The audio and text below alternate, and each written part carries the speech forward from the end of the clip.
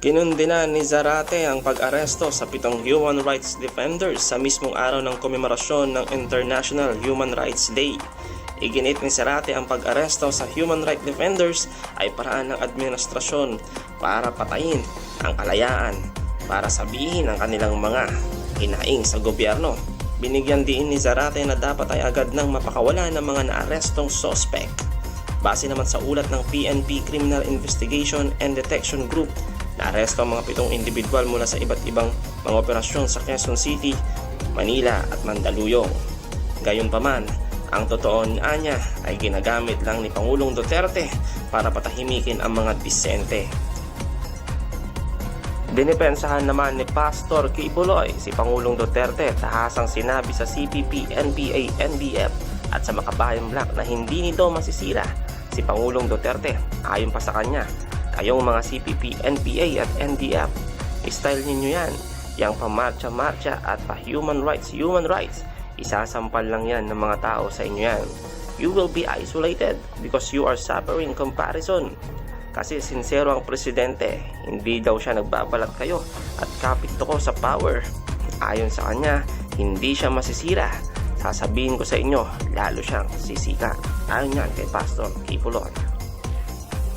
Buti pa itong si Pastor Kibuloy, no? Tama yung kanyang pag-iisip, yung paniniwala tungkol sa ginagawa ni Pangulong Duterte. Maliban na lang dito sa mga lason, no? Mga lason sa lipunan itong mga Makatae Black na ito, na kung saan gusto pang palayain itong mga nahuli, no?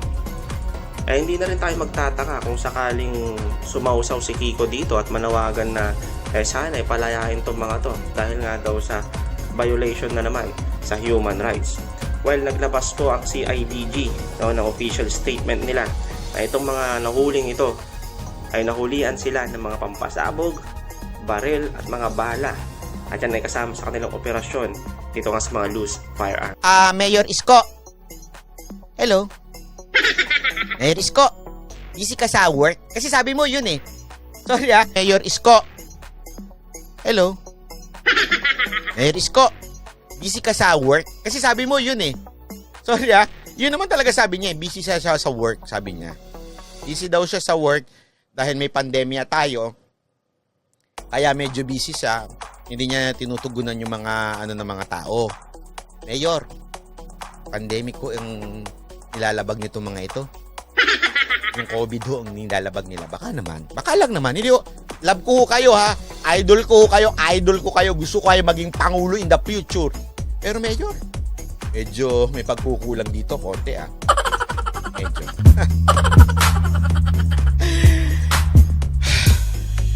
Ganito lang yan kasimple Napaka-plus. Kaya walang naniniwala dito sa mga aktivista nito. Kaya isipin mo ang tagal-tagal na nila. Ang tagal-tagal, taon-taon. Bawat administrasyon, ganyan ang ginagawa nila. Alam nyo bakit walang naniniwala sa kanila? Puro kasi kaplastikan. Puro kaplastikan yung pinaglalaban nila. Nasabihin nila, galit na galit sila nung kay Sinas. Galit na galit sila nung kay Mocha, na kesyo yung mga OFW da, bla bla bla.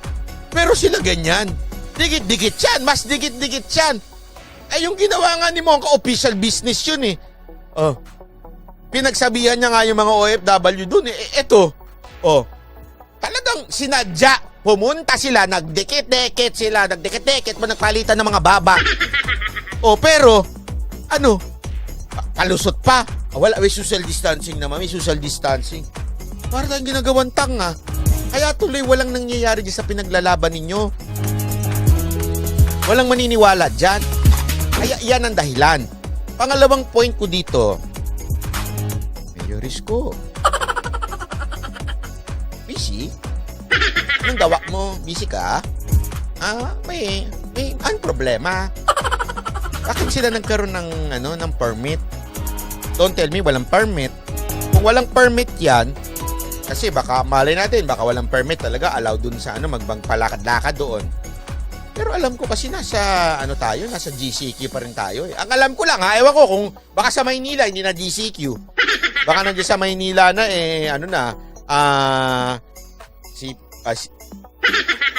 CPQ na.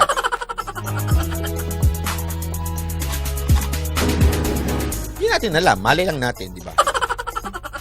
Ang sa akin lang naman, Sir Mayor, I really like what you did in Manila. It's so spectacular and so amazing. It's so nice. The lights, the tae na you remove. Di ba yung mga tae na pinuntahan ni Mayor? Totoo, gumanda naman talaga. Aminin natin, magaling. Pero ang hindi ko lang maintindihan, pagdating mo sa mga ito, bakit parang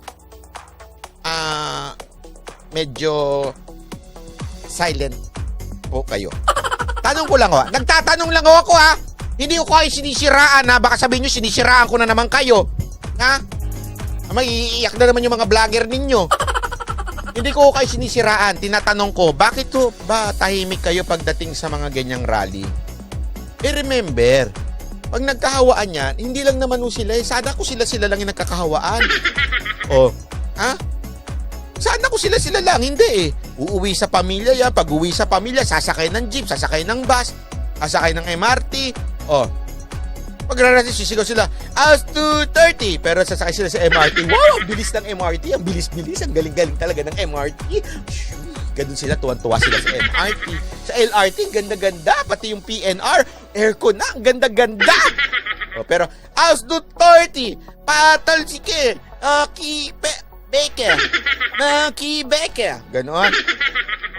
Kasi malay mo may backlash. So pag backlash, Beki. Ganon. Ay nako, no comment na lang ako diyan talaga. Sobra na. Alam mo, Mayor Isko, ito lang, payo ko lang naman sa'yo to. Kung ayaw mo makinig, di wag. Ito, payo ko lang sa'yo to, ha. Mahaba pa naman ang panahon. Makakalimutan pa naman siguro. Ay, grabe naman si Madam Virginia. Palakpakan si Madam Virginia. Ulitin natin yung payo natin. Okay? May payo ako sa iyo, Madam Virginia. Thank you, Madam Virginia, ha. Napakaano ko. Nako, antayin na. Parang, Sir Randel, pakimonitor. Ikaw ang monitor. Nakailan na ba si Madam Virginia? Ito. Payo ko lang sa iyo, Mayor Isko. Matagal pa naman yung kasakaling nagnais kayo ng mas mataas na posisyon, matagal pa naman yun. Sa tingin ko naman, magtatagal pa kayo dyan. I think 3 terms pa para mayor. Sa tingin ko, pag naka 3 terms kayo, mayor ng Maynila, malilinis talaga yung Maynila. Sa tingin ko talaga, I'm convinced you are a very good mayor. I am convinced 100%. Sabi ko nga sa inyo in the future, you are one of my choices pagdating sa presidente. Except, mali pala except. Mali yung word. Unless, hindi magbago ang stand ninyo o yung inyong policy pagdating sa mga aktivista na ito. Dapat to makita namin ng taong bayan kung yung matigas ninyong policy against this CPP, NPA, NDF. Okay? Against this left-leaning activist. Activist na nga, left-leaning pa. Kasi hindi na sila sumusunod. Siguro naman naintindihan nyo na hindi sila sumusunod sa social distancing. Sana Mayor, napanood nyo to. Sana Ito sa akin lang naman Baka pwede nyo i-send kay Mayor to. Sana mapanood nyo, Mayor Isko. Ako, ulitin ko hindi ko kita sinisiraan. Love kita. Promise. Love ka rin ni Mocha. Promise. Love ka namin. Ay, ako lang. Ewan ko sa inyo kanila. Gusto kita. Ang dami namin kaibigan na nakapaligid sa'yo.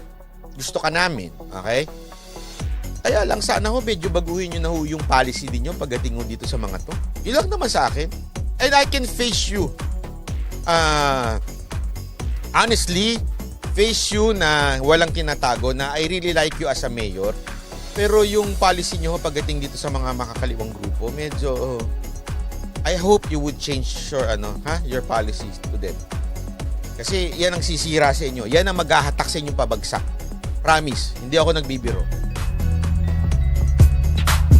Yun lang naman.